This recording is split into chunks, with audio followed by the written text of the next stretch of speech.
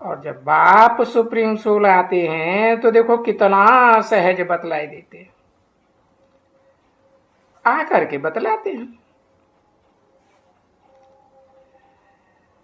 पहले तो तुम जानते थे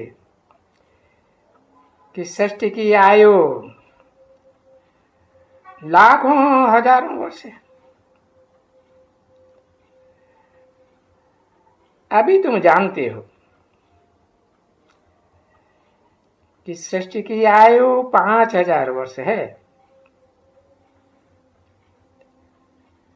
पहले तो नहीं जानते थे ना, नहीं कह देते थे सृष्टि की आयु लाखों वर्ष है, ऐसे बताए देते थे जो कोई कुछ पूछे ही नहीं, कुछ याद ही नहीं पड़े, कुछ बात ही ना उठे।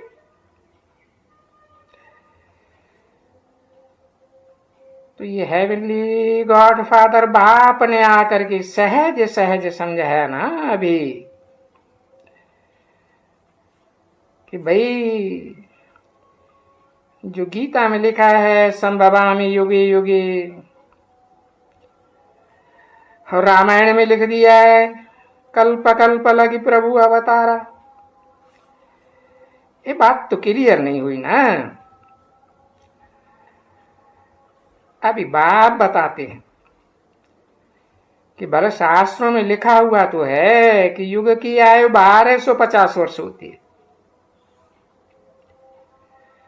और एक एक युग 1250 वर्ष का होता ही है। इसीलिए ये स्वास्तिका बनी हुई है यादगार, जिसके 4 भाग बराबर बराबर दिखाए हुए हैं ना। तो ये जो स्वास्तिका है देखो, तो सब आकर के देखो, इसमें जरा भी अंतर नहीं है 4 युगों में, कम ज्यादा तो है ही नहीं। सब युगों में पूरा हिसाब चौथा होता है ना। तो ये करके पीछे ये तुम बच्चों की समझ में आया जब बाप आकर बताते। फिर भले तुम ये अंगुली न भी बढ़ाओ,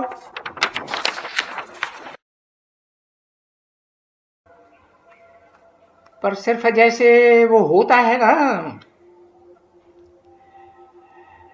ये जो एसोसिएशन होती है इनकी,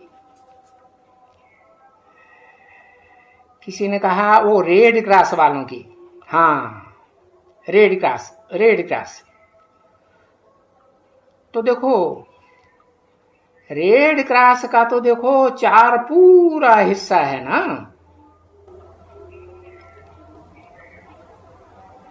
तीस अगस्त 1968 की प्रातः क्लास का 4था पेज, तीसरी लाइन। तो ये भी सिर्फ ये जो अंगुली वंगुली लगाई है, ये भी तुमको समझाने के लिए है कि बच्ची पूरा 4 हिस्सा, और विवेक भी कहते हैं कि हर चीज का 4 हिस्सा पूरा करेंगे। दुनिया की कोई ऐसी चीज नहीं है जो 4 अवस्थाओं से पसार न होती हो। जैसे बताया ना, सतयुग है सत्व प्रधान, त्रेता है सतो सामान्य, किशोरावस्था,